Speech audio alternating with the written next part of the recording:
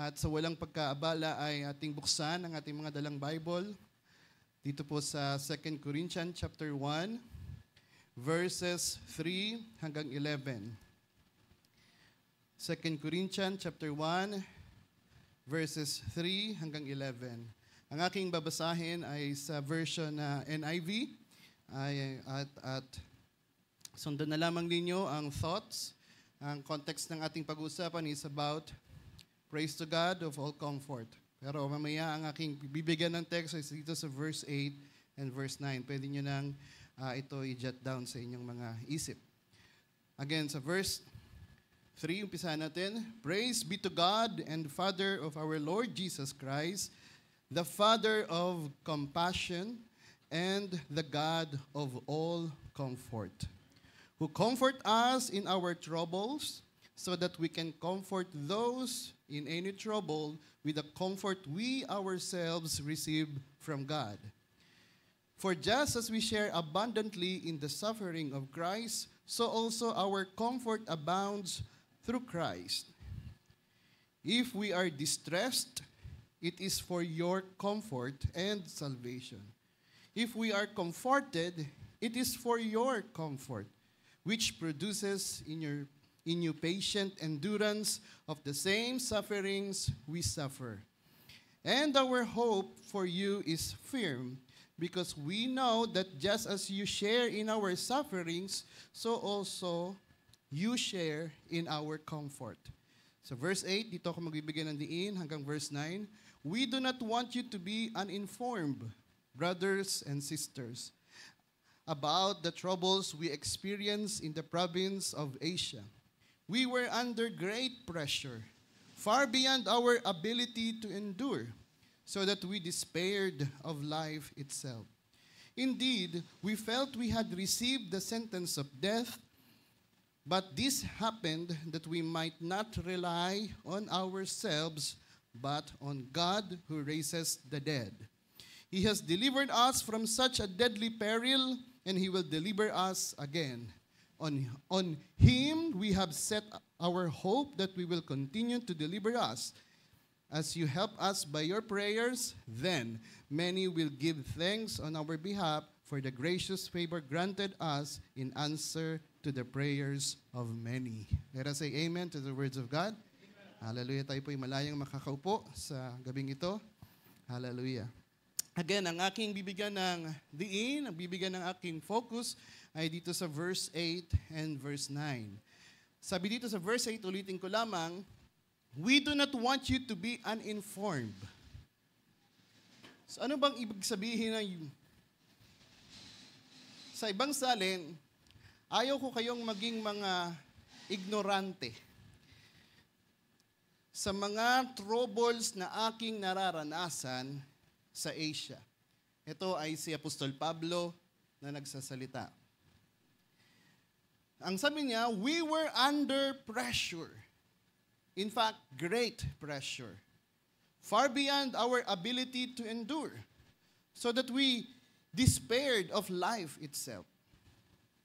At ang sabi niya sa verse 9, nakita niya anong layunin ng purpose sa kanyang buhay. Ang layunin ng pressure sa kanyang buhay. Ang sabi sa verse 9, indeed, we felt we had received the sentence of death. But this happened. I want you to take note of this. But this happened that we might not rely on ourselves, but on God who raises the dead. Hallelujah. What is the purpose of pressure? Napakadali lang, napakadaling unawain. Upang hindi tayo magtiwala sa ating sarili. Hallelujah. At ang sabi dito, we were in great pressure. Ganon katindi at inexplain niya na tila baga na hindi namin kayang bigat na tila baga na kami ay maaaring mamatay sa tindi ng pressure. Hallelujah. Can you imagine, brothers and sisters? Si Apostol Pablo na may alam sa mga salita ng Diyos, may banal na espiritu, ngunit dumarating sa panahon na siya ay dumaranas ng ganitong pressure at tila baga na hindi niya nakaya. How much more kaya na mga bawat isa sa atin na hindi pa ganun kaalam sa mga salita ng Diyos. Well, unawain natin ang pressure na yan. Ngunit meron ba kayong nakita, ang sabi dito sa verse 8, verse 8, ang sabi niya, ayaw ko kayong maging ignorante sa nangyayari sa akin sa buhay na nararanasan ko sa Asia, sabi ni Apostol Pablo. Ito ay ina-address niya sa lahat ng mga mananampalataya na nataga sa Korinto. Upang anong layunin kung bakit niya ito pinapaalam? Upang at ang mga taga-Korinto ay manalangin para sa kanya. At ang sabi dito sa verse 11, as you help us by your prayers. Again, as you help us by your prayers, then many will give thanks on our behalf for the gracious favor granted us in answer to the prayers of many. So meron tayong nakikitang principle. Walang exempted, brothers and sisters, kapag sinabing pressure. Sino ba ditong hindi dumaranas ng pressure sa buhay? Well, pwede natin niyang himayin. May pressure tayo sa finances. May pressure tayo sa mga estudyante sa pag-aaral. May pressure tayo sa mga nagtatrabaho sa ating mga amo, sa ating mga supervisors. May pressure tayo sa bawat araw-araw sapagkat kailangan natin pumasok ng maaga sa mga trabaho, kailangan natin magtinda ng maaga, kailangan natin matapos ng maaga. Kapag hindi na may-met ang bagay na yan, nariyan, dumarating ang tindi ng pressure sa iyong buhay. What if kung meron deadline? Kapag merong time na inilagay, in-inject na kailangan mong tapusin. For example, meron sa ating mga kapatid na nagtatahi at bigyan ng isang tambak na mga tahian at magbibigay ng deadline. Sa una, hindi mo pa mararamdaman ang pressure. Pero kapag malapit ka na sa huli, nandyan na ang matinding pressure. Sapagkat kapag hindi mo na-met, ang deadline na yon, baka mawalan ka ng kliyente o baka mag-refund ka, baka mag-abono ka pa. So ganon katindi. At yung iba na nandoon sa under pressure ay gumagawa ng extraordinary. What do you mean extraordinary?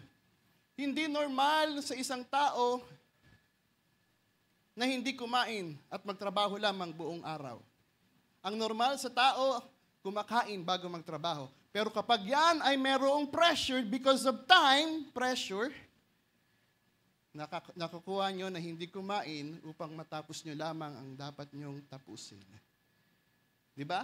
Yung iba, kapag merong isa-submit sa school ng mga projects at ang deadline ay nariyan, they burn the midnight oil.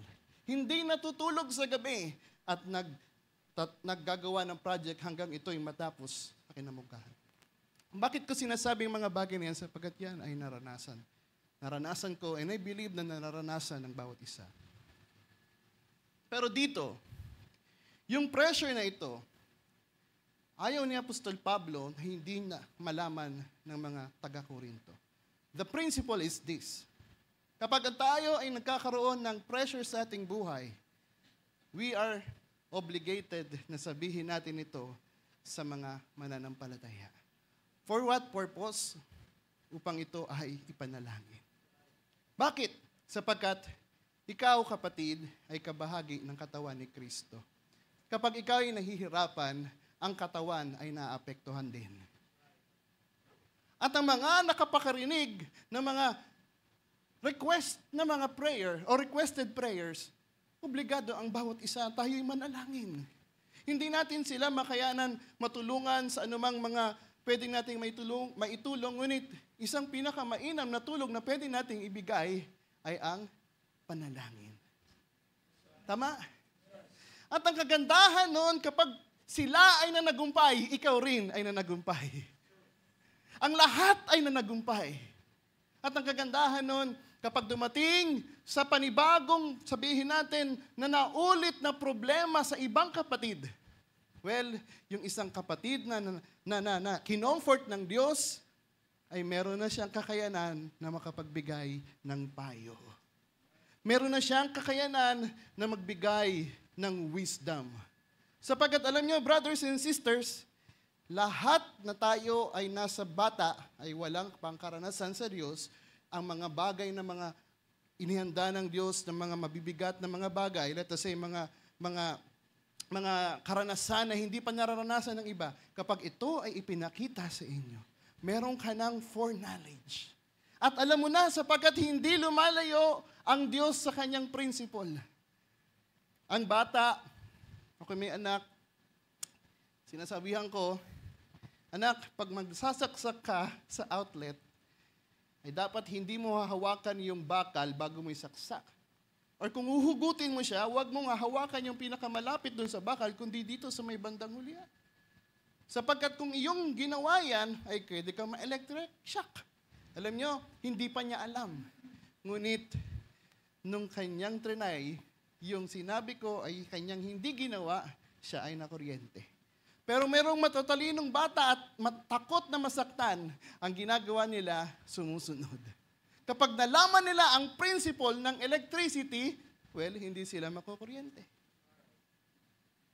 Pwede tayong matuto sa pagkakamali ng iba o sa karanasan ng iba. And that is the reason, mainam na tayo ay hindi nagtatago ng pressure sa ating buhay. Mainam ito na ito'y ating sinishare. At do not expect na sabihin natin na kara-kara na sabihin sa iyo na dapat ganito gawin mo, dapat hindi gawin mo. Kundi maghintay tayo sa panahon sapagkat alam natin ang mga bagay na yan, ang Diyos ang siyang gumagawa. Huwag tayong magmamadali, kundi ang lahat ng mga bagay, kahit tayo bigyan ng payo, matuto pa rin tayong manalangin at maghintay. Nakuha ninyo, siguro tayo ay magdig sa mga bagay na yan. At ito ang aking nakita rito, sapagkat alam nyo, brothers and sisters, sa aking pagmamasid, sa aking pakikinig ng mga usapan, alam nyo, habang binubulay-bulay ko ang mga nararanasan natin sa taong ito, ilabaga na maraming mga pressure tayong dinaranasan. Ako, isang pressure na aking naranasan na ako'y na-hospitalized. At ang iba sa inyo, sa trabaho, iba sa inyo sa health, iba sa inyo sa mga bagay na mga nangyayari sa environment. Kapag hindi nyo alam kung paano i-handle ang pressure, again, merong good thing na pwedeng mangyari at meron din bad thing na pwedeng mangyari. Sapagkat kapag ikaw nasa pressure, sometimes, ang ginagawa ng isang mananampalataya, kapag hindi handa, nakakagawa ng hindi tama sa harapan ng Diyos. Kapag dumating ang pressure, minsan, yung mga dapat hindi sabihin ay nasasabi. Ano yung mga yon? Yung mga masasakit na salita. Pangalawa, sabihin natin ang pagsisinungaling. At alam natin ang resulta ng mga bagay na yan, ito na hindi tama.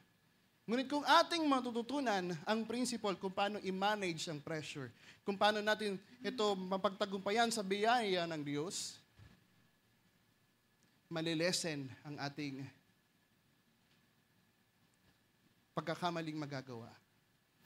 Well, hindi ko pa sinabi na ako'y perfecto at isa rin ako dito. In fact, sa buhay ko, marami akong mga pressure at sometimes hindi ko makontrol. Sometimes yung mga ibang bagay aking nasa-sacrifice. Pero alam ko na someday, somehow, matuturuan ako ng Diyos at ito'y aking mapagtatanggutayan. Hindi ko na maililihim sa inyo, alam niyo po ba, sa trabaho, kapag ang trabaho ay nagbigay ng matindi ng mga task, sometimes, pag Wednesday service ay hindi ako nakaka-attend. But I realize, isang taktika ng kaaway upang ikaw ay madaya. Ang pagtatrabaho ay maganda, mabuti, tama. Ngunit isang bagay kapag sabi sa Biblia, kung nalalaman nyo na tayo nasa huling panahon, huwag nyong pabayaan ang pagkakatipon ng gawain. Hallelujah. At sometimes ako ay naroon. Kaya the reason kung bakit ako nakatayo sa inyo ngayon, sapagkat ako'y nag-decide nung si Pastor Ed ay nagsabi sa akin ng Monday. Sabi ko, sige po. Knowing na alam ko na matinding pressure na ginadaanan ko sa trabaho. To the point na ginib up ko ang isa, what I mean is, nag-leave ako para bigyan ng daan ang kalooban ng Diyos. And I do believe na ang bawat isa ay kailangan nating matutunan ng bagay na yan. Alam niyo kung bakit? Mamaya makikita natin kung ano ang magiging, kung bakit natin gawin ang mga bagay ng kalooban ng Diyos.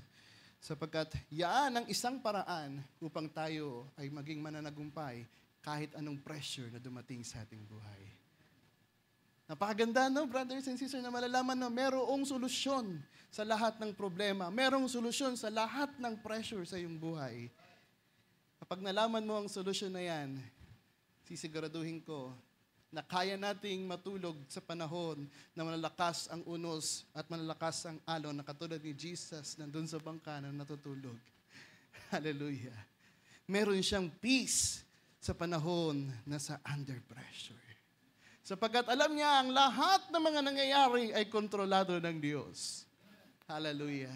Pag ating nalubos na nalaman ang sekreto na yan, hallelujah, tayo ay magpapasalamat sa Diyos. Hallelujah. Ngayon, gusto kong bigyan ng diin ang pressure na yan. Well, ang sanglibutan ay may mga definition, at ang definition ay nakakatulong din naman.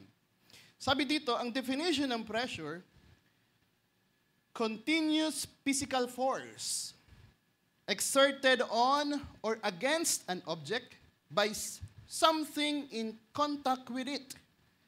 Again, continuous physical force. Merong puwersa. Kanina ating inawit, I feel the pull. That is a force na mahatak sa iyo. Well, dito naman ay merong physical force. Ang explanation ng pressure nito ay pertaining dito sa mga literal na mga nangyayari. For example, kapag merong isang object dito, for example, ay ano na lang, clay. Ang clay ay sabihin natin ay medyo malaki siya, na bilog, dahil sa gantong kalaki. Pero kapag yan ay nilagyan mo ng force at continuous force, ang mangyayari sa clay na yan ay mafa-flattened. Tama? So, ang similar na mga pagpapahayag nito or synonyms ay squeezing, crushing, compressing, compression, heaviness, stress, load. So, yan yung mga similar words na pwede nating idugtong sa meaning ng pressure na yan. Another thing na merong pressure, meaning ng pressure is the use of persuasion, influence, or intimidation to make someone do something. Well, alam natin yan. Ang ibig sabihin, merong puwersa na hindi ka naman physically na tinutulak, kundi merong mga salita or intimidating na mga pananalita o mga action towards sa iyo na ipinapakita sa iyo upang ikaw ay mapuwersang gumawa ng isang bagay. For example, meron akong supervisor at nagalit siya. Ang sabi niya, bakit hindi mo ginawa ang trabaho nito? Kailangan ko yan sa araw na kundi ikaw ay aking bibigyan ng warning. At yung problema na yan, yung oras na na-lost na yan, ikakaltas ko sa sahod mo. It's intimidating. At ikaw naman na naka-receive ng information na yon sa iyong puso, sa iyong isip, ay dumating na ngayon ang stress. Dumating na ngayon ang isang kaisipan na kailangan mong gumawa beyond your normal na trabaho. Kasi ayaw mong ma-penalize. And that is the reason ikaw ay gumagawa ng isang bagay beyond sa kakayanan mo. At ikaw ay sobrang nahihirapan. Sino ba dito nakaranas ng stress to the point na hindi ka na makahinga? Wala pa. So, hindi pa kayo ganun ka-stressful. Kasi naranasan ko po yan. Natilibagan yung tinatawag na trabaho na na yun ang pinagkukunan mo at tila baga na ito'y mawawala ng ganong kabilis. Abasa na lang kami kukuha ng pagkain. At yan ay matinding pressure. And to the point na yung isip ko nagsabi sa ganyan at nahirapan ng aking puso o nahirapan ako sa paghinga dahil sa tindi ng pressure. Similar na mga words dun sa explanation, it is harassment, nagging, intimidation, oppression, constraint, enforcement. May pressure physically, meron naman pressure mentally. So, I hope na nasusundan nyo. Maraming mga ng pressure. Another meaning is the feeling of stressful urgency caused by a necessity of doing or achieving something. Well, ito yung sinabi ko na kanina is about time. Because of limited time, nakakaroon tayo ng matinding pressure at dumarating sa stress, dumarating sa anxiety at sa mga bagay na nagpapahirap sa atin. Well, yun yung mga tension, stress, so hassle, burden, or merong tinatawag na heat or init. So, yan ang napuproduce ng stress. No? Nasusundan niyo po ba ako, mga brothers and sisters?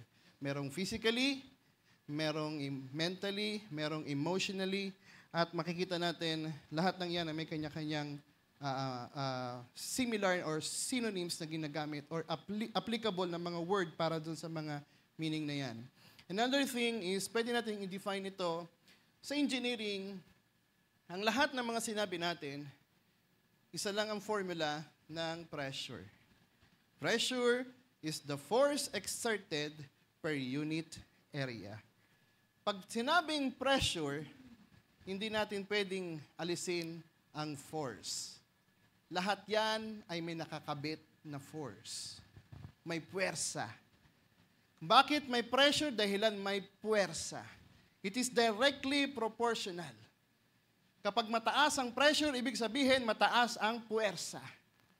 Mataas ang tensyon. Kapag mataas ang force, of course, mataas din ang pressure. So, I hope na nasusundan nyo. Kaya yan ay naging principle, naging formula. At merong mga different types of pressure. Dito tayo pupunta.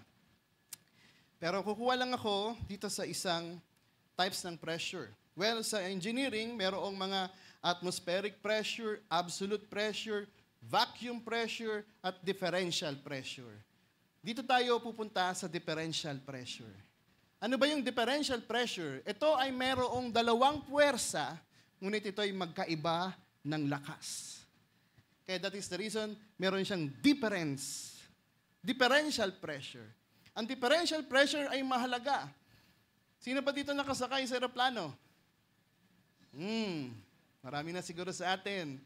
Alam nyo, brothers and sisters, mapapansin nyo ba sa loob ng eroplano, may parang mga usok na lumalabas bago mag-take off?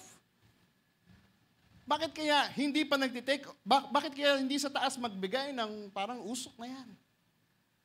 What is that print? What is that? Para saan yun? Anong purpose na yun?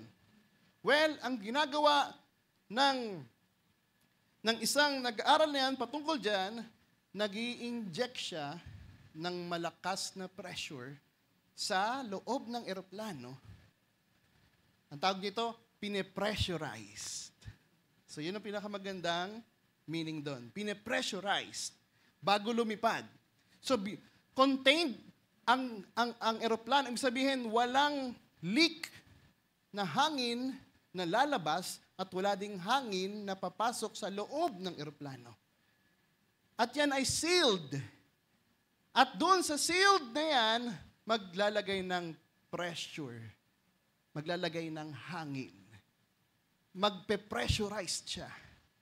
Mas matindi ngayon ang pressure sa loob, hindi nyo nararamdaman, pero once na ito'y lumipad, makikita nyo ang pagbabago ng pressure. Di ba? Nabibingi kayo. Nagbago ng pressure sapagkat tumaas. Pero bakit hindi kayo sumasabog? Bakit hindi kaya pumuputok ang inyong mga eardrums? Sapagkat meron ding matinding pressure sa loob na puwersa upang hindi makapenetrate ang lakas ng pressure sa labas. That is called differential pressure. Malakas ang pressure sa loob kaysa pressure sa labas. Bakit? Sapagkat selyado. Okay, so I hope nasusundan niyo. Similar, ganun din sa submarine. Ang submarine, bago lumubog yan sa pinakamalalim, pine-pressurize ang loob ng submarine.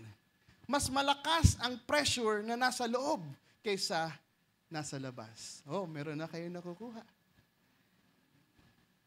The moment na nagkaroon ng leak,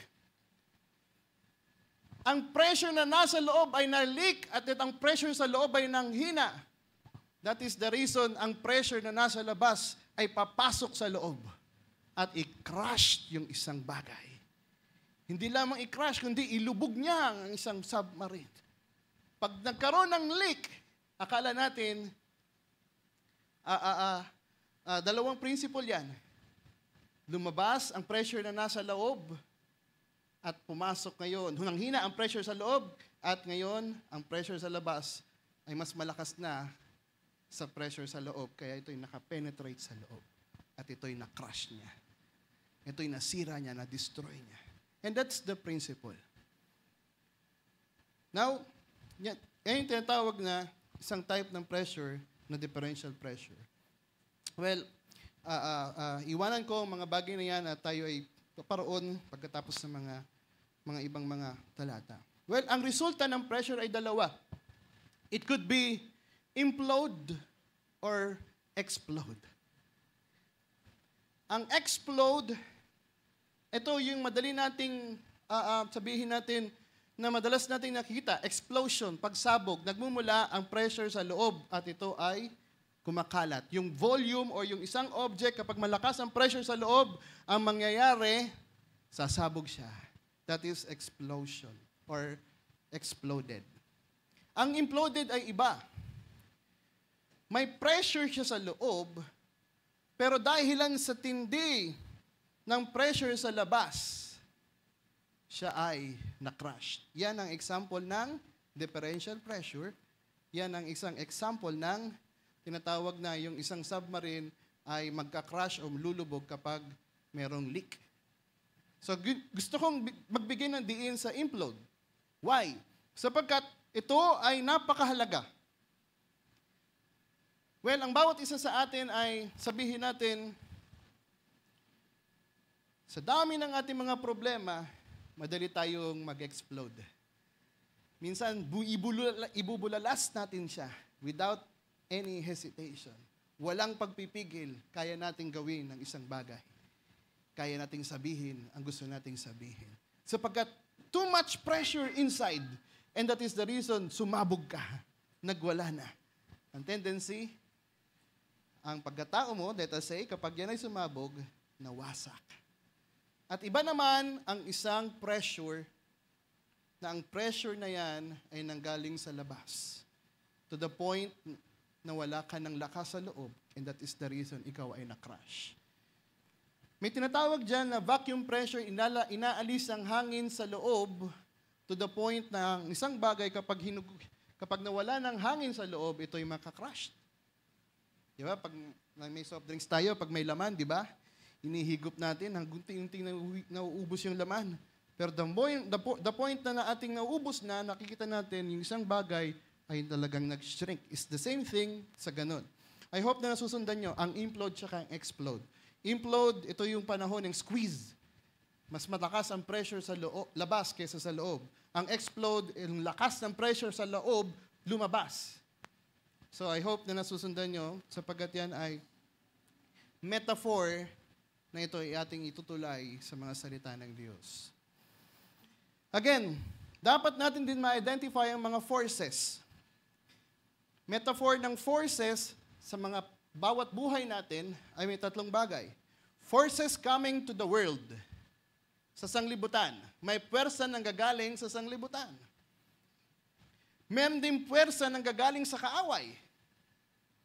At ang pangatlo, merong puwersa nang gagaling sa iyo. Yan ang matindi sapagkat Kala namin, okay lang, nakangiti ka, pero sa loob pala ay meron ka palang ganitong mga pressure. At darating na lang sa panahon na ikaw'y sasabog. O ikaw ay makakrush. Ikaw ay madidestroy. Sapagkat hindi nakikita ang tindi ng pressure sa loob. Tama. Hindi natin nararamdaman yan. Pero kapag yan ay binulalas at nangyari na, doon lang natin marirealize, matindi pala ang kanyang pinagdadaanan. Maraming mga comedian, nakakayanan nilang magpatawa, masaya sila sa labas, pero sa loob, ayun pala, ay matindi ang pressure, matindi ang stress, matindi ang mga nangyayari sa kanya. At nagugulat na lamang isang comedian ay nagpakamatay. For what reason? Masaya naman siya, nagpapatawa naman siya, pero bakit nangyayari ang mga bagay na yun? Dahil meron palang pressure sa loob. And natin malaman yan sapagkat kaya natin mapagtagumpayan ang pressure na nanggagaling sa labas or pressure that coming from the world sapagkat meron tayong Panginoong Hesus Kristo. Yes, tama. Ang sabi ng ating Panginoon, I overcome the world. Kapag ako'y nasa inyo, you will overcome the world. Sapagkat siya'y nanagumpay na. Well, sa kaaway, ganun din. Hindi naman tayo hahayaan na makrush ng kaaway sapagkat meron tayong Panginoon. Pero alam nyo ba, ang isang bagay na matindi, ang pressure na nanggagaling sa iyo. Sapagkat hindi ka kayang kontrolin ng Diyos kapag ikaw ay merong pressure sa iyong puso at kaisipan. Sapagkat ikaw na yan ang magdi-decide kung ano ang pipiliin mo. That is a soul. That is you, the real you, the inner you, na may kakayanan to decide kung ano ang papayagan mo, ang Panginoon ba o ang kaaway na nasa labas. One time na i-share ni Pastor Ed, bakit kaya ang sinabi sa Book of Corinthians, kayo ang templo, kanya ang body, sa kanya rin ang spirit. Ngunit bakit wala ang soul? Sapagkat hindi ka kayang saklawan ng Diyos. Sapagkat you have the power to decide. A free will na binigay ng Diyos to decide. Hallelujah. At yan ang ating bibigyan ng diin, mamaya-maya lamang. At alam niyo, brothers and sisters, sa pag-aaral,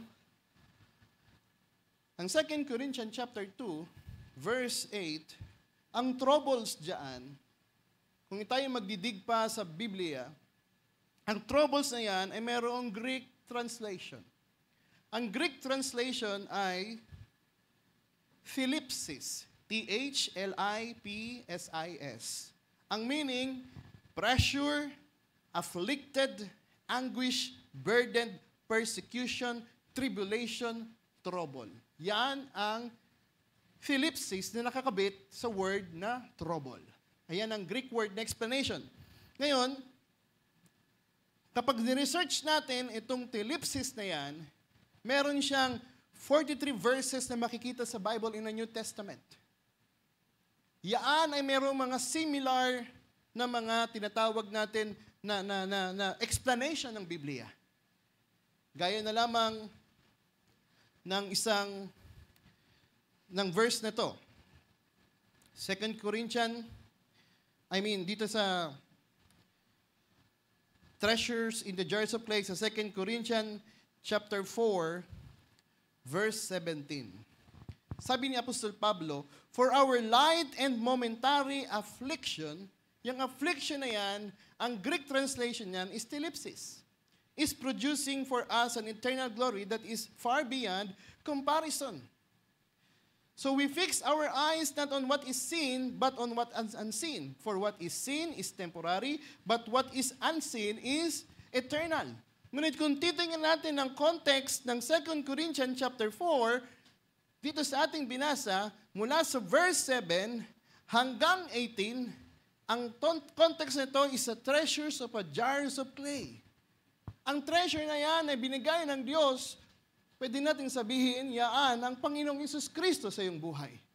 At ang sabi dito, now we have this treasure in jars of clay. Ikaw yung clay, ang treasure yung Panginoon that is surpassing great power in from God and not from us. Yan ay nanggaling sa Diyos. We are hard-pressed on all sides but not crushed, perplexed but not in despair, persecuted but not forsaken, struck down but not destroyed. Nakita niyo ang pressure? Nanggaling sa labas, ngunit hindi nasira si Apostol Pablo. Hindi siya na-crushed, hindi siya sabihin natin na struck down, hindi siya na-destroyed. Why? Sapagkat merong ibinigay sa kanya ang Diyos. Ang treasure na ibinigay sa kanya ng Diyos. And that is the reason may mas malakas na puwersa sa loob kaysa puwersa sa labas. Dumating ang panahon na dumating siya sa pagsubok. Pressure. Emotionally, sabihin natin, physically din. Yan, si Apostol Pablo sa kanyang paglilingkod sa Diyos. Physically pressured at emotionally pressured at sabihin natin kahit din sa spiritual pressured. And yet, ang sabi niya, but not crushed, but not despair, but not forsaken, but not destroyed. And that is the reason, ang sabi, kapag ang bagay na yan, ang kapurihan ay may babalik sa Diyos at hindi sa Kanya. Yan ang sinabi din sa unang ating binasa sa 2 Corinthians chapter 1. Ang troubles na naranasan niya na tila baga na hindi niya na makayanan na para siya ay babagsak at siya ay mamamatay. Ngunit natutunan niya na huwag magtiwala sa kanyang sarili. Magtiwala sa Diyos. Yun pala ang sikreto. Ang Panginoon ay nasa iyo, ngunit kailangan natin matutunan magtiwala sa Kanya upang tayo ay hindi ma-destroy. That is a differential pressure. May dalawang pwersa, may malakas na pwersa dahilan tinanggap mo ang Panginoon na nasa iyo at meron din pwersa na nasa labas. Dahilan malakas ka, dahilan merong may malakas sa loob mo, well, ang mga pressure na madaraanan mo sa buhay ay kaya mong pagtagumpayan. Hallelujah! Palakpakan nga natin ating Panginoon. Brothers and sisters, pag hindi pa natanggap kanino man ang Panginoon sa kanyang buhay, walang puwersa na lalaban sa labas. And there's a tendency, marami tayong makikita, kahit ang pera ay hindi magiging solusyon. Kahit anong saya, pag dumating ang pressure, nakikita natin yung tao ay nabubuwal. Ngunit kung ang Panginoon ay tinanggap mo, meron siyang kakayanan na ikaw ay magtagumpay sa pressure na nasa labas. Hallelujah. Brothers and sisters, marami pang mga example, habang marami pa tayong oras, siguro magbigay pa ako ng isang pressure na ang Greek word niya is thlipsis, na pwede rin natin mabasa sa 2 Corinthians chapter 6, verse 4. Sabi dito sa verse 4, chapter 6, verse 4, but in all things approving ourselves as the ministers of God, in much patience, affliction. There you go. Afflictions, ito ang meaning ito ay thlipsis. Ito ay pressure, ito ay trouble, ito ay tinatawag na tribulation, no? In necessity, in distresses. Well, kung titingnan natin, babasahin natin ang 2 Corinthians chapter 6, verses 1 hanggang 13, ang context nito is about hardship na nangyayari kay Apostol Pablo. May hirap siyang nararanasan. Sabi niya sa verse 1, as God's fellow workers, then we urge you not to receive God's grace in vain. Bakit? For He says, in the time of favor, dininig siya ng Panginoon. In the day of salvation, tinulungan siya ng Panginoon. Behold, now is the time of favor, now is the day of salvation. See? At ang sabi niya sa verse 3, we put no obstacle in anyone's way so that no one can discredit.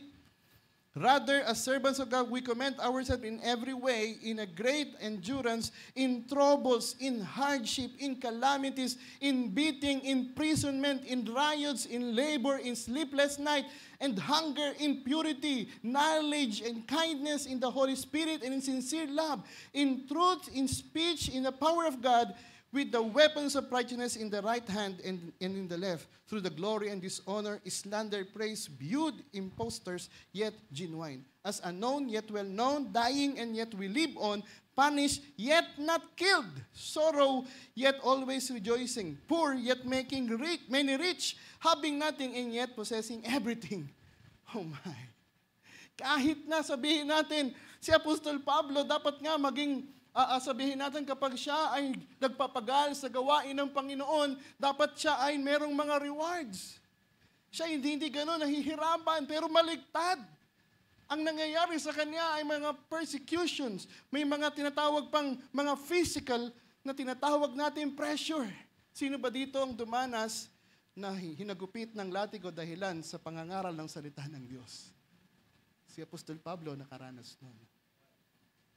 Mayaman siya, ngunit siya ay naging dukha, alang-alang kay Kristo. Sinet aside niya ang kayamanan at pinili kalooban ng Diyos. Dumating ang panahon na walang matutulugan at hindi natutulog. Dumating kung saan siya inakay ng Panginoon, siya'y pumaparoon. Brothers and sisters, napakahirap. Pero ang sabi niya, yet not killed. Hindi namatay. Yet, hindi nagkulang.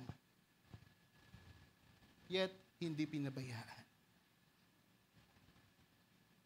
Ngunit siya ay merong kagalakan na gawin ang kalooban ng Panginoon. Pinili niya ang mabuhay ng marapat. Alam niyo, brothers and sisters, sabi natin, mapapalad tayo na tayo ay nasa kamay ng Panginoon. Yes. Amen. Sapagkat alam natin, ano man ang mangyari, hindi tayo pababayaan. Pero gusto kong malaman ninyo, hindi lahat ng nasa kamay ng Panginoon ay bed of roses. Tandaan natin ang principle. Kung bakit may pressure. Anong purpose? Bakit may pressure? Para tayo ay hindi magtiwala sa ating sarili, kundi sa Diyos lamang. Hanggat hindi nangyayari ang bagay na yan, merong pressure na darating sa iyo. Kung matutunan mo na ang ipaubayang lahat, hindi ka na mahihirapan.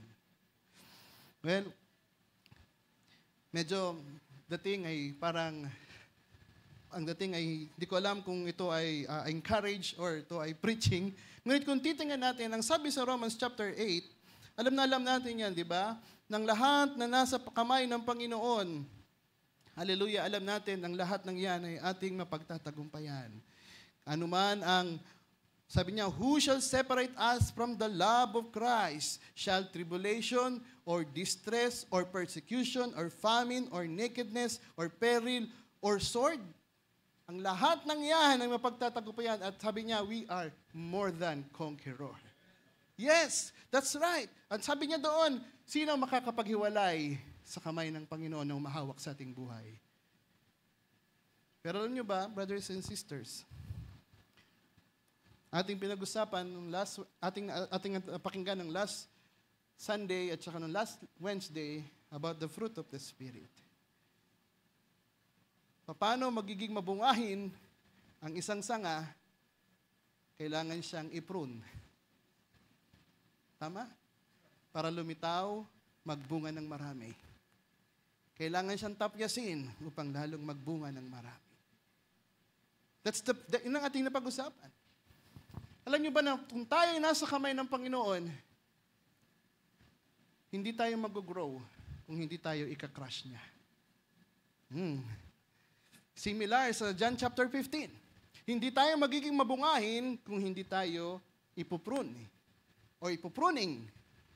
Nasa kamay tayo ng Panginoon, hindi tayo mag-grow kapag hindi niya tayo ika-crush. Well, tinda natin, ano yung sinasabi ni Apostol Pablo? Kung bakit siya sa 2 Corinthians chapter 4 nararanasan ng mga bagay na yan upang sa gayon lumitaw si Kristo sa kanyang buhay. That's the purpose of crushing. Tama? Basahin natin or nabasa naman natin to, balikan nyo na lamang 2 Corinthians chapter 4, verse 7 hanggang 18. Ngunit kung titingnan natin ng isang bagay pa, is pagtitipot na rawan lamang, the more na kinakrush ng Panginoon ang tinapay. Tandaan natin yung panahon na yon ay ang maraming nagugutom at naawa ang Panginoon at meron siyang compassion, ngunit merong isang bata na may dalang tinapay at isda. At ang tinapay ay binigay sa kamay ng Panginoon. The more na kinakrush yung tinapay, hindi nauubos, kundi napapakain ang maraming mga tao. Oh my. Can you imagine? If you are continually crushing by God, mapalad ka sapagkat maraming nakikinabang. At sabi ni Apostol Pablo sa ating binasa in 2 Corinthians chapter 1, dahilan sa mga sufferings na aming nararanasan, it's for your benefits. Hallelujah. At alam nyo ba, mga brothers and sisters, the more na tayo kinakrush ng Panginoon, nagiging useful tayo. At maraming tao ang nakakakain. 5,000 men. Di ba ang bunga gayon din, kapag pinuprune tayo, nagbe-bear tayo ng more fruit. For what purpose ang bunga na yan? Yan ba ay para sa sanga? Hindi. Yan ay para sa mga gustong kumain ng bunga. Nakita ninyo? There's a crushing and there is, sabihin natin na pressure. Well, hindi nahihiwalay ang pressure and crushing sapagkat yan ay may puwersa. At yan ang naranasan ni Apostol Pablo. And that is the reason, kapag tayo nakakaranas ng troubles, i-share natin. Dahil merong mga lingkod ng Diyos na nagdaan at merong kakayanan para katulungan. Hindi lamang ipanalangin, kundi makipagbigay ng advice. At yung bagay na yan ay magpapalakas sa buong katawan. Hindi yan para sa isang pastor, kaluguran ng pastor, kundi yan kaluguran sa Panginoon para sa kanyang katawan. Hallelujah. O napakainam. Kapag ating itong binabasa, sabi ko, Lord, salamat. Sapagkat ng aking natutunan na dapat pala, para mapagtagumpayan ko ang lahat ng pressure sa buhay na ito, kailangan ko pala ang Panginoon sa buhay ko ay lalong lumakas ng lumakas ng lumakas. Sapagkat kapag malakas pala ang Panginoon na siya'y ang sabihin natin na namubuhay sa iyo. Galatians chapter 2 verse 20, sabi ni Apostol Pablo, bagamat siya'y nabubuhay, ngunit hindi na siya, kundi ang Panginoon na nasa kanyang buhay. See? The life I now live in the body, I live by faith in the Son of God who loved me and gave Himself for me. So hindi na siya yung nabubuhay sa kanyang sarili, kundi ang Panginoon na nasa kanya. At ang resulting na ito, nagiging effective siya. Maraming nakakinabang sa kanya sa mga salita na ibinibigay niya. Sapagkat hindi na siya ang gumagawa na iyon, kundi ang Panginoon na nasa kanyang buhay. Well, ako si Apostol Pablo, sabi ko, ang reward ba ng paglilingkod sa iyo ay pressure crushing? Sa panahon ng kabataan, alam natin, ang crushing is a process. Ang pressure is a process. Kapag ang disenyo sa mga mananampalataya ay katulad, halimbawa, sa agila, na tayo ay soaring o lumilipad. Sabi ni Brother Branham, tuwang-tuwa ang agila kapag may troubles, may affliction, may pressure. Bakit? Sapagkat ang gagawin niya, lilipad lang siya ng mas mataas. At sasabay lang siya sa hangin, sa lakas ng unos. At hindi siya nangangamba. Yan ang agila, a mother eagle. Pero sa mga eaglets, sabi ng mother eagle, ang disenyo sa iyo ay lumipad sa himpapawid. And that is the reason tayo ay tinawag, tayo ay nilikha, hindi dito sa lupa, kundi we are heavenly bound. Right? Ngunit dahilan nandun sa kabataan, ang gagawin ng mother eagle, sisirain niya ang comfort zone mo. Na eagle, for example, tayo mga eaglet, sisirain ng mother eagle ang ating comfort zone. Hanggang tayo ay mawala ng matutuntungan at tayo ay mag-crash pababa. Pero kinakailangan niyang gawin yon upang gawin mo ang layunin mo. Ang layunin ng Diyos para sa iyo. Na ang layunin sa iyo ay lumipad. Pag hindi mo kaya, meron pa rin sasalo sa iyo. Hindi ka pababayaan ng Panginoon. Hell, may pressure, but you will not die. You will not despair. You will not forsaken. You will not destroyed. Pero kailangan matuto na tayo ay lumipad. And the very time na nakita ng eaglet kung paano lumipad ang agila, kakampay niya ang pakpak niya. Pag kumampay na siya, kaya na siyang pabayaan ng eagle, mother eagle. At kailangan niya ng lumipad din ng mas mataas. Kapag dumating ka na sa maturity level, brothers and sisters, pag merong troubles, pressure, kaya mo na siyang angatan pa. At hindi ka na basta-basta mabubuhat. Dahil alam mo na merong Diyos sa buhay mo na hindi ka pababayaan. And that is the reason, sinabi ni Apostol Pablo, kamatayan ba ang maghihiwalay? Nay, hindi kamatayan. Sapagkat, alam natin, hindi tayo pababayaan ng Panginoon. Walang takot na sabi ni Apostol Pablo, I am fully persuaded and convinced. Ganun ang pananampalataya niya sa Diyos. Kanyang binigay ang kanyang buhay. At siya ay naggamit effectively, productively sa kaharian ng Diyos. Ako'y nagpapasalamat sa pressure sapagkat ang gusto lang palitawin ng Diyos na huwag ka magtiwala sa iyong sarili, kundi sa Kanya. Pag nalampasan mo yan, ang matinding pressure na kakaharapin mo is yung mas mahigit na pressure na naranasan mo.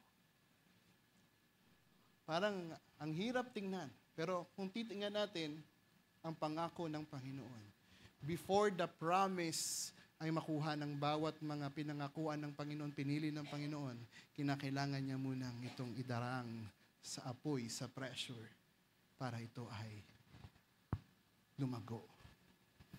Maraming mga pagpapalimbawa para ating lubos na maunawaan ang bagay na yan. Ngunit, paano ba natin mapapanatili na malakas ang ating Panginoon sa ating buhay? Yan siguro ang kailangan nating malaman. Well, marami nang binigay ng mga verses na pinakita noon in the book of Joshua. Sabi doon, if you meditate ng mga salita na yan, day and night, lahat naman yung gagawin, magiging, sabihin natin, pagpapalain. Madali nating masundan sapagkat yan ay ating madalas na napapakinggan. Pero ano ba yung mga salita na ating i-meditate? Gaano ba kalalim natin kakilala ang ating Panginoon? And that is the reason, sabi ni Apostol Pedro, grow in the knowledge of our Lord Jesus Christ. Gaano mo ba kakilala ang Panginoon? Gaano mo ba siya nalalaman kung ano ang kaisipan na meron siya? Well, wala namang lalabas kundi sa mga salita rin niya. Gaano ba tayo kalalim sa mga salita ng Diyos? 2 Peter chapter 1, alam natin to is a statue of the perfect man. Ito yung madalas nating napapakinggan. Sabi dito sa 2 Peter chapter 1 verse 3, according as His divine power hath given unto us all things that pertaining unto life and godliness through the knowledge of Him that hath called us to glory and virtue. Lahat pala ng mga bagay na binigay ng Diyos pertaining unto life and godliness ay hindi ito ihiwalay sa kaalaman patungkol sa Kanya through the knowledge of Him. At sinabi dito, whereby are given unto exceeding great and precious promises, that by this we might be partakers of divine nature, having escaped the corruption that is in the world through lust. So yun pala magiging resulting nito, at tayo ay may kakayahan na mapagtagumpayan, pati ang lust. And beside this, sabi ni Apostol Pedro, add to your faith, or this giving all diligence, add to your faith, virtue. And to virtue, knowledge. And knowledge, temperance. And to temperance, patience. And to patience, godliness. And to godliness, brotherly kindness. And to brotherly kindness, charity. For if these things be in you and abound, kung ang lahat ng mga yan ay nasa inyo, nasa atin, at ito ay nag-a-abound, they make you that you shall neither be barren nor unfruitful in the knowledge of our Lord Jesus Christ. Hallelujah. Ngunit sa kabilang banda, but he that lacketh these things is blind and cannot see afar off, and have forgotten that he has purged from his old sins. Wherefore, the rather, brethren, give diligence to make your calling and election sure. For if you do these things, it's a plural. Not only yung calling and election, but these things, you shall never fall. Ibig sabihin, kasama ang mga unang nabanggit. You shall never fall. You will not destroy. Bakit? Sapagkat ang mga salita ng Diyos, add to your faith. At yan ay nasa atin na tag-a-abound, hindi niya tayo pababayaan ng mga walang alam sa pagkakilala sa ating Panginoong Yesus Cristo. And the secret is sa mga salita niya. Gaano ba tayo nagbabasa ng kanyang mga salita? Gaano ba natin to binibigyan ng panahon sa ating araw-araw na pamumuhay? Ang kanyang mga salita ay maging part ng ating buhay. Sapagkat yan ang ating buhay.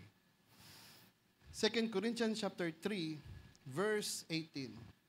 Sabi dito ni Apostol Pedro, but grow in grace and in the knowledge of our Lord and Savior Jesus Christ. To Him be glory both now and forever. Amen. Ang nararapat pala sa atin ay palagi ang nag-aaral, nakikinig ng kaniyang mga salita.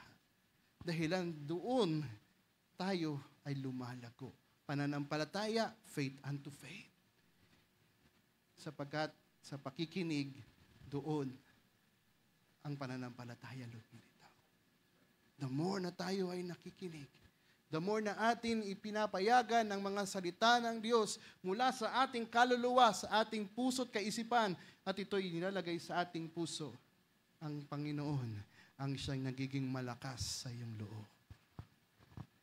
The more na nakikilala natin siya, the more na ating nababasa ang mga salita niya, the more siyang nakikita sa ating buhay.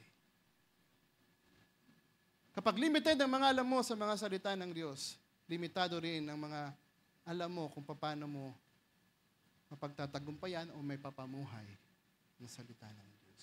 Ang isang salita ng Diyos ay hinalintulad sa sword. Para saan ang sword? Yan ay pwedeng panggapi sa kaaway. Kung ang salita ng Diyos, kaunti lamang ang iyong alam, well, ang sword na siguro pwedeng natin makita, kaunti lang o maliit lang. Pag dumating ang kaaway, dumating ang temptation, dumating ang pressure, kaunti lang din ang ating alam kung paano tayo magtatagumpay. Ngunit isang bagay, kung tayo may mga alam sa salita ng Diyos, katulad ni Jesus, dinaan siya ng Espiritu Santo sa wilderness upang itest. Anong way kung paano siya nagumpay? Sa pamagitan ng salita rin. See? Ano nyo, brothers and sisters? Pag meron kayong dinadala sa inyong sarili, sa puso, sa inyong kaisipan, sa umpisa ay kaya nyo pang i-manage yan. Well, pwede ang isang tao makapagtago ng lihim sa matagal na panahon. Pero subukan mong idarang yan sa pressure. yang lihim na yan ay bulalalas. Kahit matagal na panahon. Ngunit kung ang Panginoong Hesus Kristo ay malakas sa iyong buhay, dumating man ang pressure, well, hindi mananaig ang kaaway, ang pressure na yan. Sometimes, alam nyo, natatakot ako. Natatakot ako na yung karanasan na mawala ng trabaho.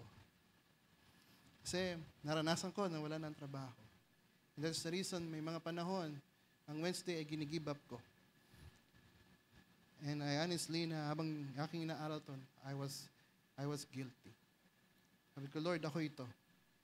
Ang sekreto lang pala, para mapagtagumpayan ko, ikaw ay palakasin ko sa akin. And I realize, nung wala akong trabaho, maliit ang sahod, doon ako binigyan ng bahay. Doon ako binigyan ng sasakyan. Bakit ka matatakot kung ang Panginoon ay naggawa na nga sa iyo ng mga kamamahanggang gawa ng una? Ano pa kaya ang gagawin niya sa inaharap?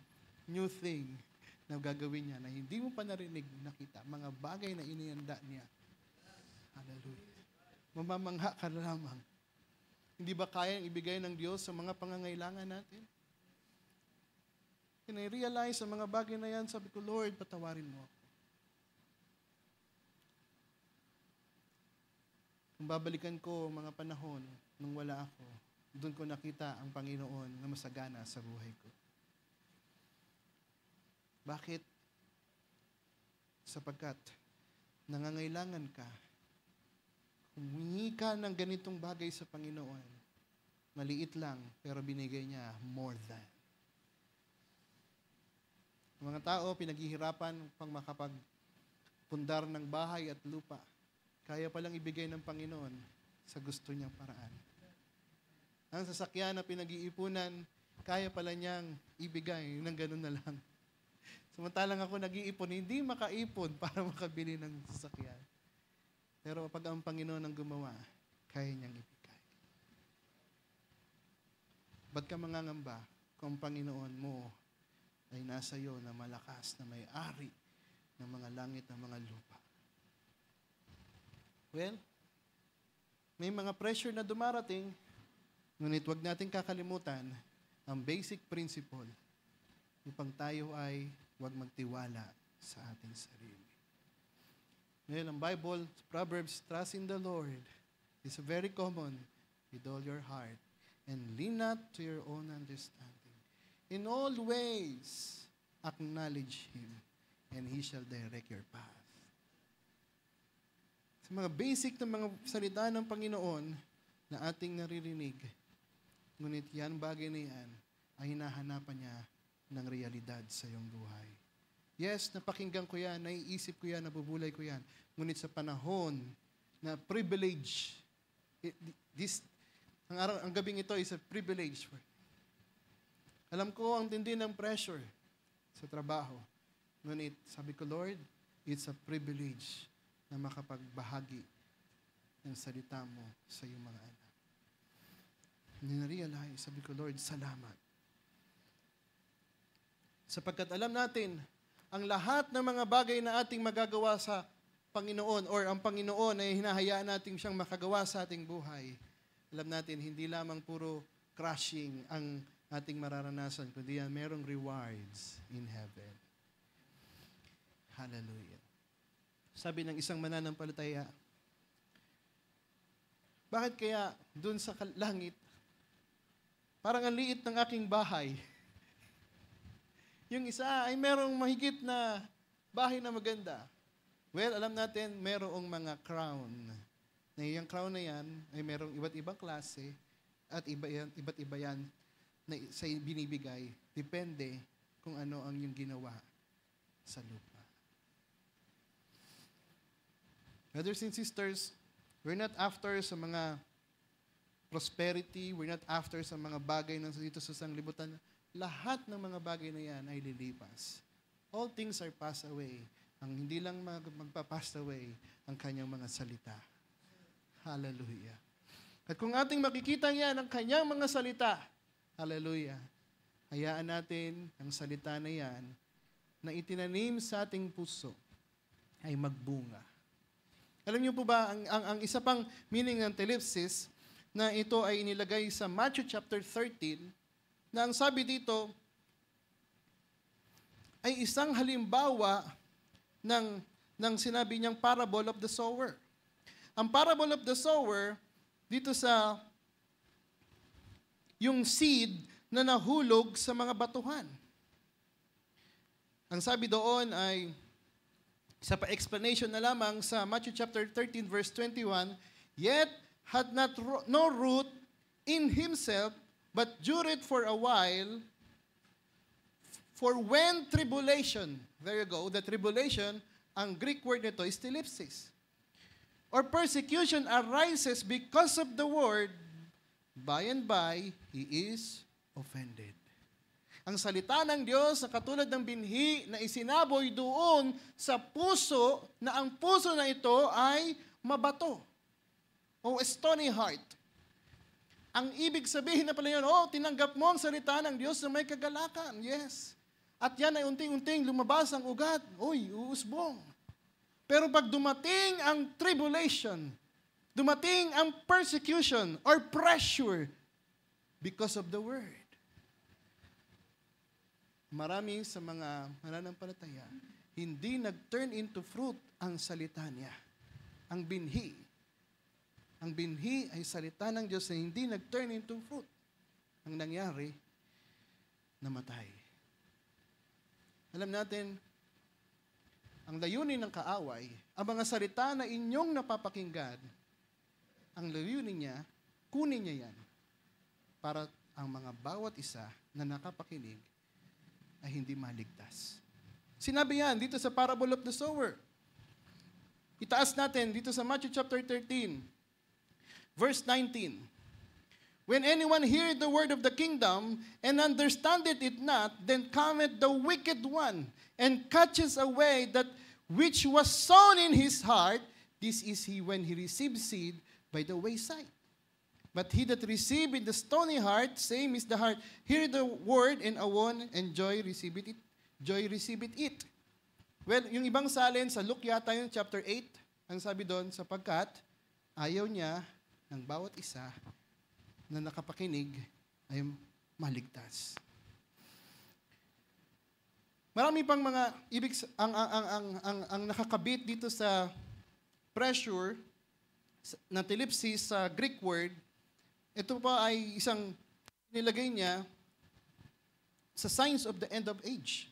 Sa Matthew chapter 24. Well, nagtanong ang mga alagad, ang sabi sa Panginoon, anong mga sign ng pagbabalik mo? Sabi sa verse 4, 24 verse 4, take heed that no man deceive you, for many shall come in my name, saying, I am a Christ, and shall deceive many. And ye shall hear the wars and rumors of wars. See that ye be not troubled, for all of these things must come to pass, but the end is not yet. For nation shall rise against nation, and kingdom against kingdom, and there shall be famine and pestilence and earthquakes in diverse places. Yan ay sa panahon natin, brothers and sisters, na nangyayari. And all these things are the beginning of sorrow, and they shall deliver you up from to be afflicted, and shall kill you, and ye shall hated all the nations for my name's sake. See? Deliver you up to be afflicted. There you go. Ang afflicted dyan, or yung tribulation dyan, ay tinatawag na telipsis. Pressure. At yan ay nakalagay sa panahon natin ngayon. The more na malapit na dumating ang Panginoon, alam ng kaaway ang kanyang panahon. And that is the reason, the more pressure. Tandaan natin, kapag wala ng oras, limitado na ang oras, diyan merong matinding pressure. At sa tindi ng pressure, dito makikita kung sino ang nasa loob mo. Doon makikita kung sino ang totoong tinanggap mo. Well, maganda ang ating umpisa, ngunit pagdating ng huli, ito ay hindi natin natapos, sayang.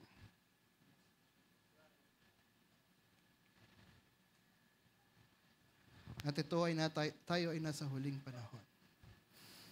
To the point na aking nakita, binulay-bulay sa panahon ni Noah. Sa panahon ni Noah, siya lamang ang nakita perfect in his generation. Can you imagine ang pressure na meron siya? Lahat ng mga mahal niya sa buhay, lahat ng panahon at sa tao sa panahon na yon ay hindi matuwid. Siya lamang ang nanatiling matuwid. Napakatindi ng pressure sa panahon na yun. Can you imagine, brothers and sisters? Siya na lang nagsabihin natin, perfect in generation, sabi ng Genesis chapter 6. Siya lang. Ngunit dahilan sa banal na pagkatakot, dahilan sa pananampalataya, na natiling sa Panginoon, sa Diyos na nagsalita, pinanghawakan ang salita ng Diyos, sinunod ang kalooban ng Diyos. Despite sa mga pressure na nasa paligid niya, siya ay nangangaral, pinagtatawanan. Siya ay tinutuya. Siya ay, sabihin natin, sinasabihan ng mga masasama. Sinasabihan na ito'y baliw. Bakit nagtatayo to ng malaking arkas sa taas ng bundok? Hindi nila alam sapagkat they don't receive a revelation from God. Ngunit yung mga nananatili, dahilan meron silang revelation, meron silang kaalaman, meron binigay ang Diyos sa kanila, at si Noah ay nakikilala niya ang Diyos. Ang Diyos ay sumasa kanya na mas malakas kaysa sa sanglibutan. At nagawa niyang maligtas ang mga mahal niya sa buhay. Can you imagine, brothers and sisters? At tayo ay hinalimbawa sa panahon ni Noah. Like in the days of Noah. Maraming gumagawa ng mga bagay na yan sa sanglibutan. They're marrying, sila'y nagpapakasaya, sila'y gumagawa ng mga bagay dito ng kagustuhan ng sanglibutan according to their desire ng kanilang flesh. Lust of the eyes.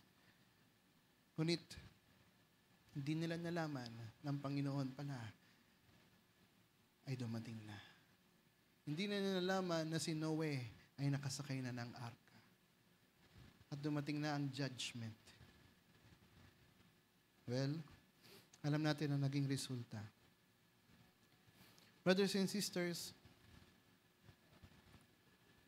marami pang mga pwedeng halimbawa. Sa panahon ni Gideon. Sa panahon ni Gideon, tila baga na hindi niya kayang tanggapin ang pagkatawag sa kanya. Na ang Panginoon ay nagpakilala sa kanya, nagsabi sa kanya na ikaw ay ganito, a mighty conqueror. Hindi siya naniwala in first place. Ang ginawa niya, humingi siya ng signs. Pero hindi siya binigo ng Panginoon. Ngunit tinitingnan niya ang kaaway ay napakarami at hindi niya talaga kayang mapaniwalaan. To the point, humingi pa siya ng another sign.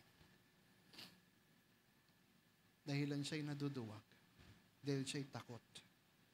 Pero the time na na-reveal sa kanya, pagkatawag niya, the time na kanyang naunawaan na hindi sa kanyang sariling lakas, sariling idea, kundi sa Panginoon.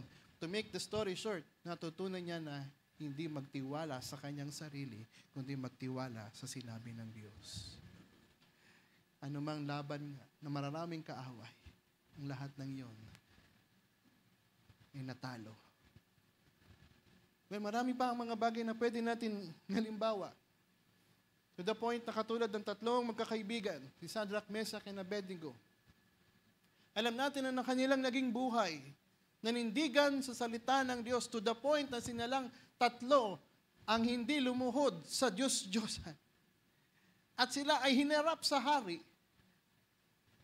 At binigyan ng pagkakataon ng hari kung sila ay sasamba. Ngunit ang sabi nila, hindi man kami iligtas ng aming Diyos na nasa langit. Hindi pa rin kami luluhod sa inyong Diyos-Diyosan. E di inuhulog sila. Pero doon nasumpungan, they're not destroyed. See, brothers and sisters, ang bawat isa sa atin, kung i-imagine natin sa panahon natin, kung tayo yun, maraming mga tao tumalikod na, pero ikaw kaya na naka-receive ng mga salita na ito, kaya ba natin itong ipamuhay, panindigan, at sabihin, hindi man kami iligtas ng Diyos, hindi pa rin kami luluhod sa inyong Diyos-Diyosan. Well, gusto natin makita mga kamangha-mangang gawa, mga bagay na gagawin ng Diyos. Well, may kinalaman ang ating buhay at mayroong kinalaman sa ating pagkakilala sa Kanya. Nakadepende ang Diyos sa ating pananampalataya. Sabi doon, hanggang kaya mo siyang sampalatayanan, yun lamang ang kaya niyang ibigay. Ngunit kung kaya mong sumampalataya sa Kanya, beyond sa iyong kaisipan. Katulad ni Mary, hindi niya kayang unawain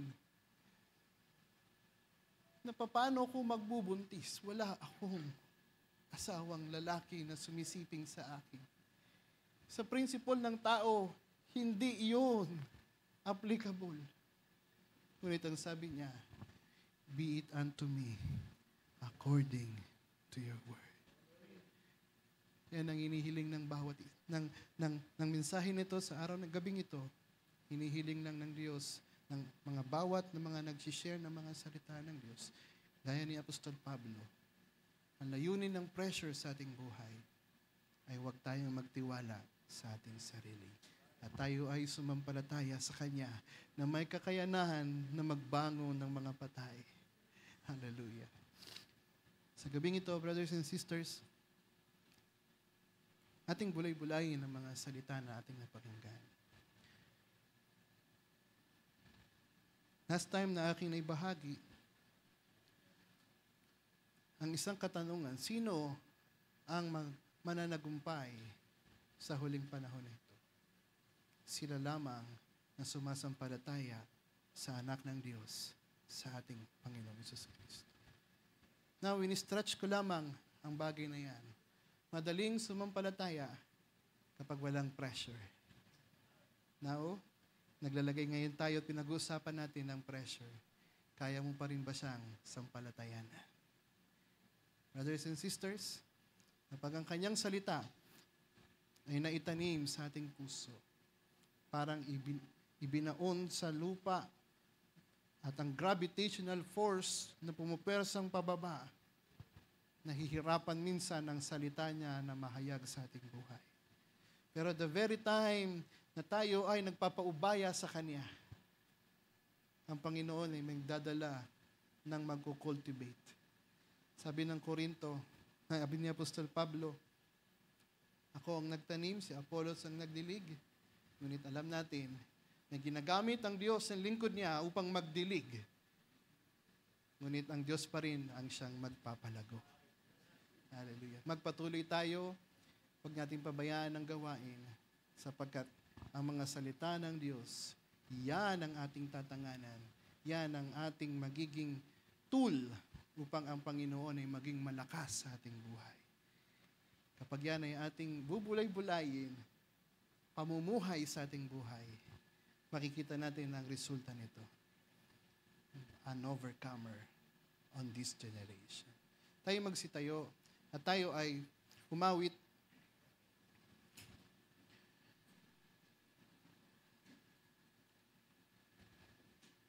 Ang awitin natin is about overcomer. I will triumph in the trials.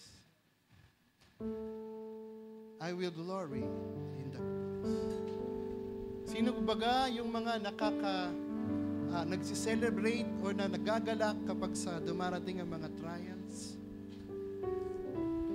Sila lamang yung mga overcomer. At alam natin, ang pagiging overcomer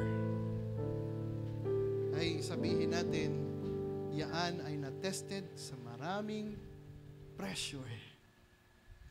At kapag ating nakita ang principle, alam natin, mapagtatagumpayan natin ang lahat. What is the principle again, brothers and sisters? Huwag tayo magtiwala sa ating sarili. Hallelujah. Problems may be great, but God is greater still.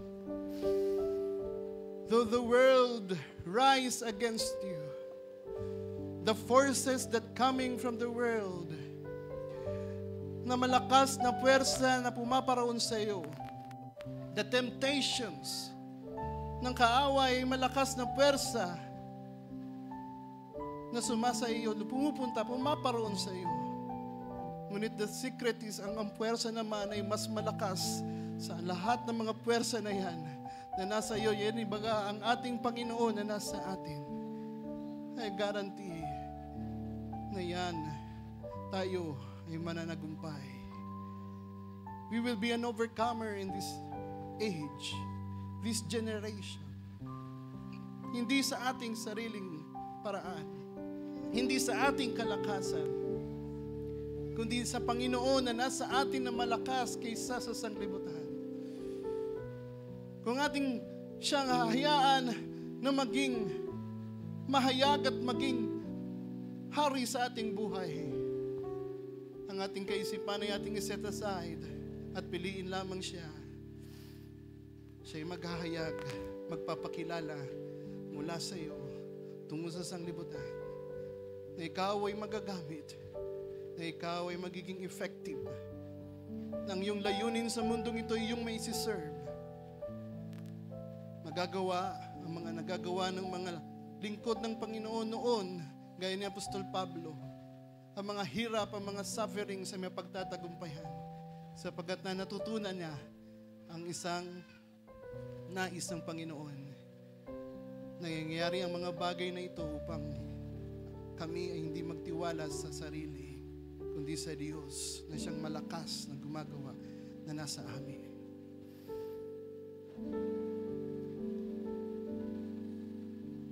Ngayon ko naintindihan ng more than conqueror, sapagkat kapag ang buhay natin ay ating pinuubayan na sa ating Panginoon,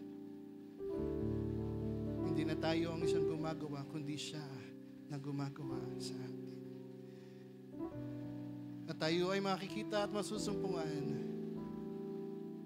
sa palagiang pananagumpay, sapagkat alam natin ang Panginoon ang siyang lahat na gumagawa. Tayo manalangin. Nagkilang Diyos sa manaming banal, salamat sa kasimplihan ng iyong mga salita, O Diyos. Salamat, Panginoon, sapagkat aming natutunan na dapat kami ay hindi magtiwala sa aming kakayanan, sa aming mga ideas, magbase sa mga karanasan na aming naranasan noon. Kundi, Panginoon, aming natutunan na kami ay lubos dapat magtiwala, lalong-lalo na sa huling panahon na ito. Sapagkat nalalaman namin ang pressure ay patindi ng patindi kumpara noon. To the point na para bagang aming nakikita na pati ang aming buhay ay hindi namin kaya. Hindi namin kaya mapagtagumpayan. Hindi namin kayang mabuhay sa ganitong tindi ng pressure sa aming buhay. Ngunit itong mga bagay na ito ay kontrolado mo, O Diyos. You allow this pressure in our lives upang aming lubos na maunawaan ang iyong mensahe sa gabing ito. Na kami ay magtiwala lamang sa iyo at sumampalataya sa iyo at ikaw, O Diyos, ay mahayag sa aming buhay. Maging malakas, mas malakas na puwersa na nasa amin kaysa sa puwersa na lumalaban sa amin sa sanglibutan. Father God, dalangin ng bawat isa sa amin, maging realidad ito sa aming buhay. Upang maging kaming pagpapala. Upang kami, Panginoon, ay maging ilaw ng sanglibutan. Makita ka sa aming buhay. Maging asin ng sanglibutan. Meaning to say na kami rin naman ay makabahagi ng mga salita mo sa kanino man, Panginoon, na nangangailangan ng comfort.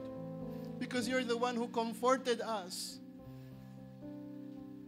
Duman kami sa mga sufferings, may layunin ka, Diyos. Ang layunin upang kami, Panginoon, ay hindi magtiwala pangalawa, upang kami ay makapagbigay ng comfort sa mga nangangailangan, O Diyos. Sapagkat, Lord God, alam namin, mas hayag at mas mainam ang mga salita kapag ito'y aming naranasan. Lord God, maraming salamat sa pressure. Maraming salamat sa pagtuturo mo. Katulad kami ng mga iglet, hindi pa namin lubos na nauunawaan. Ilabaga, nasasaktan kami every time na kami ay inaalis sa aming comfort zone. Hinuhulog, nakakrash at ilabaga na kami, Panginoon, to the point na para bagang babagsak na at wala nang magiging buhay pag lumagpak sa lupa.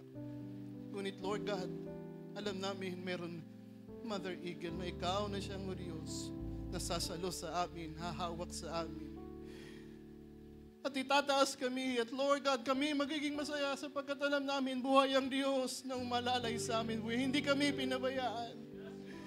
Ngunit Lord, meron kang tinuturo pala sa amin. Darating ang panahon, ikaw naman ay magle-let go uli-muli sa amin. At kami na naman ay bubulusok ulit pababa. Ngunit Lord God, kung aming matututunan, ang layunin mo, Diyos, na kami ay mga heavenly bound na mga anak mo, Diyos. Na hindi kami mga earthly, mga bound dito sa mundong ito. Ang aming buhay ay makalangit. Ang aming matutunan lamang iset aside ang mga bagay dito sa sanglibutan ito. At piliin ka, O Diyos, sampalatayanan ng iyong mga salita, ihayag ang iyong mga salita sa aming buhay. Hallelujah, at ito, Panginoon, hallelujah.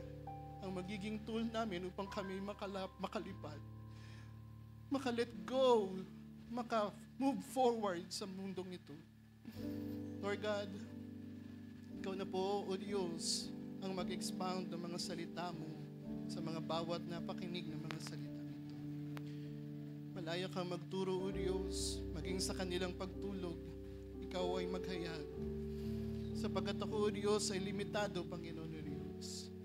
Ngunit ikaw, O Diyos, ay hindi kayang malimitahan. Kaya mo pang, O Diyos, na magturo hanggang sa dumating ang panahon, ang bawat isa, Panginoon, ay masusumpungan na nasa katagumpayan. Father God, pinaubayan namin sa iyo ang aming buhay.